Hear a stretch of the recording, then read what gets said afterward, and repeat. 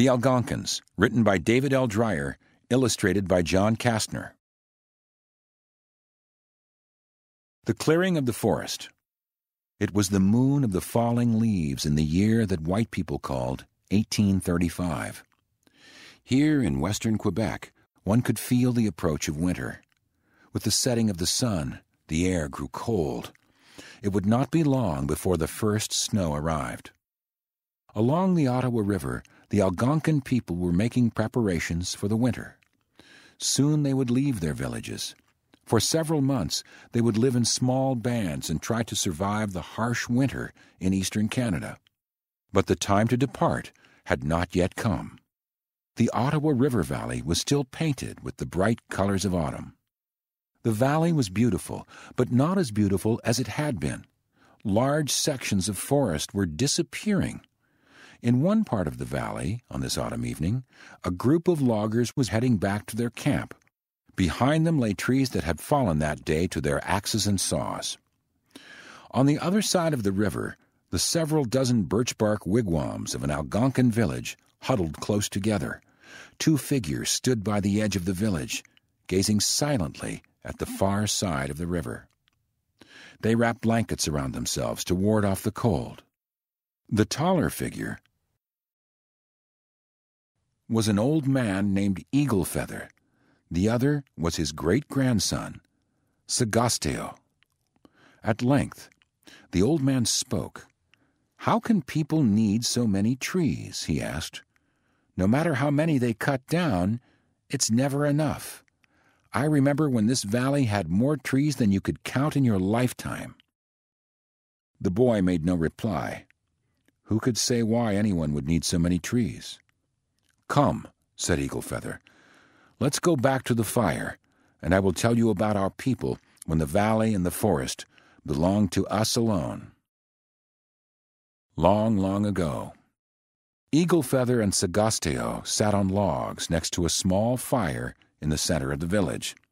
The boy threw some dry branches on the fire, and the fire blazed with new life. The flames revealed the long gray strands of Eagle Feather's hair and the deep lines in his face.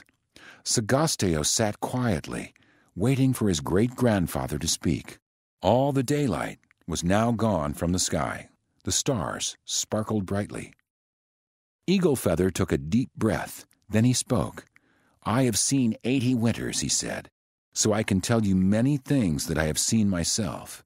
But the beginnings of our people were long before I was born, as was our first meeting with the white men. I will tell you both what I have seen and what I have been told." Creation myths. Throughout history, people have told myths to explain where they and other human beings came from. These myths often include a creator or more than one creator, like the Algonquins Glooskap and Malsum, whose actions make the world. Creation myths often reflect the beliefs of a cultural group and highlight important moral lessons for its people. Sagasteo waited quietly for Eagle Feather to begin his story. The old man stared into the fire. "All the people of the world came from Great Mother Earth," Eagle Feather said at last. "This was long, long ago. Great Mother Earth had 2 sons. One of the sons, Glooskap, was good, wise, and creative. The other, Malsum, was evil, selfish, and destructive. When Great Mother Earth died, Glooskap used parts of her body to create human beings and useful plants and animals. Malsum used other parts of her body to make poisonous plants and snakes. The humans created by Glooskap populated all the world. Our people and the other native peoples were given this part of the world to live in." The Algonquin Way of Life. Eagle Feather leaned toward the fire. "When I was a boy," he related, "the elders said that our people had originally lived far to the east. They came here in about the year that the white men call 1400. They were probably forced out of their homeland by the Iroquois." Sagasteo smiled at hearing this traditional name for their longtime enemies. It meant rattlesnakes. The French traders had adopted the name and added a French ending, making it Iroquois. It was a group name that included the hated Mohawks and several other tribes. "Great-grandfather," said Sagastio, "did our people develop the life we know here in the valley, or did they just bring the old ways with them?" "Who can say? They probably continued some of the old ways and invented new ones. Every place is different and requires some new ways, but the way of life that you know is very old." For a long time the old man talked, relating the ways of the Algonquins. Sagastio knew all these things, but he also knew that his people's way of life was threatened. There was no end to the white men who were coming to the valley. The boy realized that his great-grandfather wanted him to memorize every bit of Algonquin life. If their way of life disappeared, at least it would live on in memory. There were so many things to remember about the way they lived, the way they dressed, and the way they celebrated, Sagastio thought. This village had once been home to 300 people. Now there were scarcely more than 100. Could there really come a time when this would all be gone? Sagastio looked around him as his great-grandfather continued to relate the ways of the Algonquins. He admired the birch bark and animal skin wigwams that had been constructed with such care. He looked with pride at the birch bark canoes down at the water's edge. Their people had long been famed for the quality of their canoes. Constructing a birch bark canoe. A birch bark canoe was built by first making a wood frame and staking it to the ground. The frame was used to hold pieces of the canoe together as construction progressed. The builders formed the upper edges and ribs of the canoe with pieces of wood that had been softened with steam. Once the skeleton of the canoe was completed, the women of the village applied strips of birch bark from birch trees, to the outside of it. They stitched the pieces of bark together and sealed all the edges with sticky sap from pine trees. Birch bark canoes were easily damaged and were repaired frequently. Sagastio put his hand beneath his blanket and felt the softness of his deerskin clothing. For all the 10 years of his life, his mother had taken good care of him. When she wasn't out hunting for nuts and berries, she often washed deerskins brought back by the men of the family. With the skins, she fashioned clothing and moccasins. Once when he was sick, his mother had dressed him in clothes of pure white deerskin. The village shaman said white deerskin would chase away the evil spirits that were making him ill. Indeed, he soon got well. The shaman was an important man. The Algonquins believed that he healed them when they were sick and that he communicated with the spirit world. The highest being of the spirit world was the Great Spirit, who looked over them and controlled the elements. But the earth, they believed, was also filled with many lesser spirits. Some were good, others evil. Sagastio pulled his blanket tight around him. Even with the fire, he felt cold. He thought ahead to the winter months. In his mind, he could see the men putting on snowshoes to go hunting for deer and moose, or cutting holes in the ice on the river to spear fish. There was food to be had in the winter, but life was hard. The winters in Quebec were long and very cold. People sometimes couldn't find enough to eat, and they starved to death. Sagastio hoped that the coming winter would not bring too much hardship. The boy's mind was wandering. He realized that he had missed some of his great-grandfather's words. But now he paid attention. His great-grandfather was talking about war with the Iroquois. A bitter struggle. Smoke wreathed about Eagle Feather's head as he related his people's long war with the Iroquois. This was before the coming of the white men, in the time they called the 1500s, he said. At that time, some tribes of Iroquois were living near here along the big river. The St. Lawrence, Sagastio said. Eagle Feather nodded. He didn't like calling things by the names the white men had given them. The Iroquois clashed often with our people. They were strong, but we were stronger. Our brave warriors defeated them in many fights. Eagle Feather told of how the Algonquins subdued their longtime enemies and cleared them from the area. and of how they forced the defeated Iroquois to pay annual tribute of furs and other valuable items. "It was a good time to be an Algonquin," said Eagle Feather with a smile. "The people were very proud." "But then everything changed," Eagle Feather said, his smile vanishing. "The Iroquois formed a mighty federation. Sagasteo had heard this story many times around tribal fires, and it always gave him a pain in his heart. How the Mohawks and several other rattlesnake tribes joined together to become the strongest nation in the Northlands, so strong that the Algonquins could no longer stand up to them. After the founding of the Federation, the Mohawks were even more feared and hated. The Algonquins were afraid to take their canoes onto the St. Lawrence River, which became a Mohawk stronghold. The Algonquins had gone from triumph to humiliation, but they vowed to restore their former power. Beginning in 1603, they saw their opportunity. The coming of the French. Sagasteo tossed a few more branches onto the fire. The flames leapt higher and gave off some welcome heat. Eagle Feather had fallen silent for a few moments. "You said 1603, great-grandfather?" Sometimes Sagasteo had to prompt the old man into getting on with a story. Eagle Feather resumed. "Yes, 1603, as the whites called it. Everything began to change that year. It was when our people met the first Frenchmen.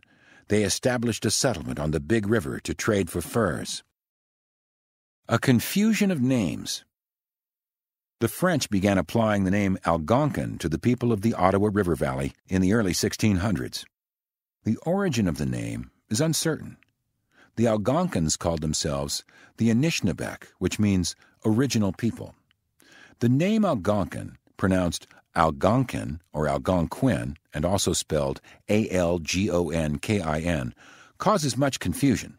Anthropologists call the Algonquin language and dozens of other related Native American languages Algonquian or Algonquian.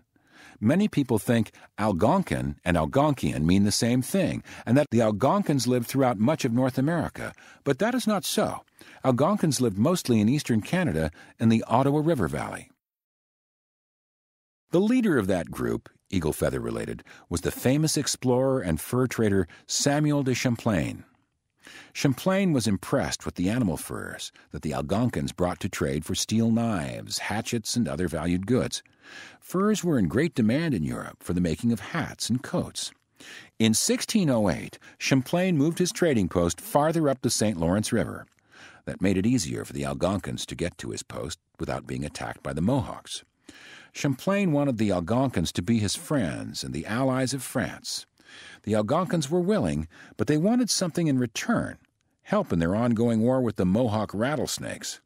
Champlain agreed to assist them. In 1609, he and several other Frenchmen joined an Algonquin attack on the Mohawks. The French firearms shattered the Mohawk ranks and killed 2 chiefs. A time of troubles. Things were once again looking more hopeful for the Algonquins. With their new weapons, including an increasing number of guns, the Algonquins had the Mohawks on the run. They and an allied tribe controlled the fur trade on the St. Lawrence River for the next 20 years. "The coming of the French was a great benefit to us," said Eagle Feather, as he stared at the fire's embers as if to coax more warmth from the burning wood. "Yes, a great benefit," Eagle Feather said, picking up the thread of his story. "But only for a while, because the Iroquois found another source of steel weapons and guns. They got them from Dutch traders. This was the beginning of a very bad time for our people. The French tried to limit the number of guns they traded to our people, but the Dutch gave the Iroquois as many muskets as they wanted." Eagle Feather told of the misfortunes that followed, how the Mohawks pushed the Algonquins out of the St. Lawrence River area, this time for good.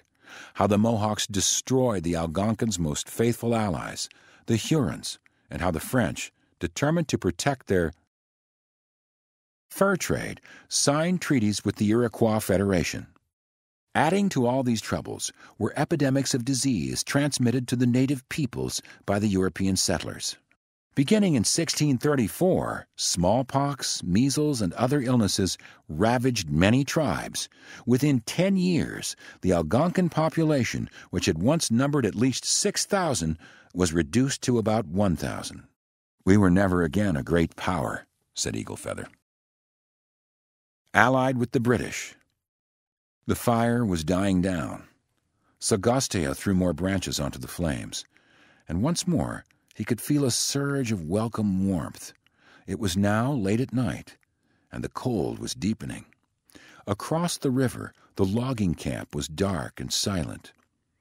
From far away in the forest came the howl of a wolf. Sagasteo turned to Eaglefeather. "Are we now getting to the things you've seen with your own eyes, great-grandfather?" Eaglefeather nodded as his thoughts turned to the events of the late 1700s. "I was born in the year that the white men call 1755. It was a time when the French were fighting the British to see who would rule Canada." The French and Indian War. From the late 1600s to the mid-1700s, the British and French fought 4 wars for the control of North America.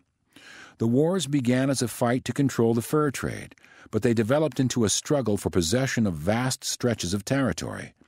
During each war, both sides used Native American allies. The last and biggest of the conflicts was the French and Indian War, 1754 to 1763.